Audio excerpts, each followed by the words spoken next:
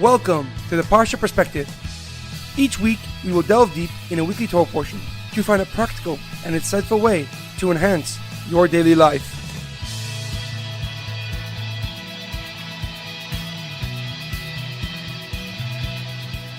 Thank you for tuning in. My name is Shalom Yamini. Each week, we will look into the weekly Torah portion to find inspiration that will complement your daily life and intensify your connection to God. This month of the Parsha Perspective is being sponsored by Anonymous in honor of the Jewish people and the land of Israel. May Hashem protect our soldiers, and may the Jewish people only experience success, health, and prosperity. This month of the Parsha Perspective is also sponsored by Eliyahu Or Ben Chana in honor of Yud Shvat, the Rebbe, and the work of Lubavitch worldwide. May Hashem continue to give happiness, health, and success to all the Jewish people. If you or someone you know would like to sponsor a month of the Parsha Perspective, please contact us at our Facebook page, The Parsha Perspective. This week's Torah portion is Parshas Beshalach. Soon after leaving Egypt, the Jewish people find themselves trapped between the Sea of Reeds and Paro's army. God then commanded Moshe to raise his staff over the water, and miraculously, the sea split. The Jewish nation then walked through the water on dry land, while the Egyptian army was drowned. Moshe and his righteous sister Miriam led the Jewish nation in song and praise to God for the wondrous miracle. As the Jewish nation continued their journey throughout the desert, they were ambushed by the Amalekite people. Moshe instructed his student Yehoshua to gather an army and prepare for battle, while Moshe and his brother Aaron went up a mountain to pray, and miraculously the Jewish army won the war. God then commanded Moshe to write down this story so it will never be forgotten from history, and gave the mitzvah to destroy and eradicate all the people of Amalek, including men, women, and children. The Talmud in Sanhedrin 39b states that while the Jewish people were singing songs of praise to God, the angels started to join in, but immediately God silenced them, declaring, "How dare you sing for joy when my creations are dying?" showing his sensitivity towards humanity and that he loves all of mankind. However, a question comes to mind. How is it that God stopped the angels from praising him for the miracle that happened to the Jewish people based on the fact that his creations were dying, and yet in the same Torah portion, he commands us to destroy the nation of Amalek and to completely eradicate them from history? To answer this question, we must first understand the context of the situation. The Jewish people left Egypt with an enormous amount of political capital.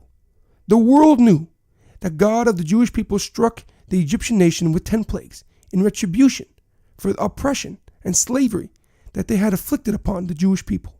And then he split the Sea of Reeds, allowing them to cross on dry land while simultaneously drowning the Egyptian army.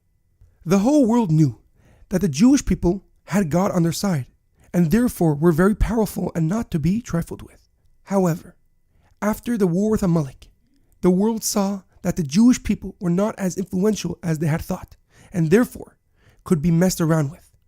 The Medrash Tanchuma on Parshas Beshalach, where the Torah recounts the story of the war between Amalek and the Jewish nation, explains on the pasuk Asher Karcha Baderech, which means you have encountered on the road.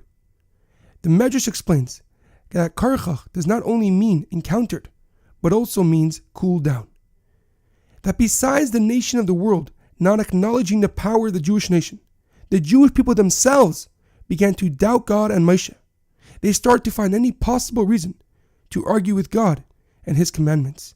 Therefore, God commanded that we must destroy the Amalekite people to ensure that we achieve our goals that we had left Egypt for, to reach Mount Sinai and to receive the Torah, and then head to the land of Israel that was promised to Abraham, Yitzchak, and Yaakov. God wanted for us to not be distracted and preoccupied with any uncertainties, and therefore demanded that we completely demolish the cause of it. In our daily life, we find that on the journey to success, there are people who do not want to see us succeed, and therefore they try to distract us from reaching our goals, either because they are unsuccessful or unhappy, and therefore they want others to join them.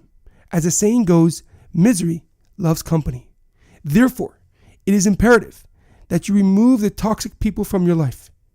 People who do not want to see you succeed and will do anything to bring you down, and will only distance you from your dreams and goals. It is equally as necessary to surround yourself with people who have the same mindset of success as you do and who are committed to achieving their dream as you are. It is imperative that you create a support system of people that will help you reach your goals and potentials. There is a great quote that I once heard. It is amazing how quickly your life can turn around when you remove the toxic people from your life. Have a great weekend and a good Shabbos.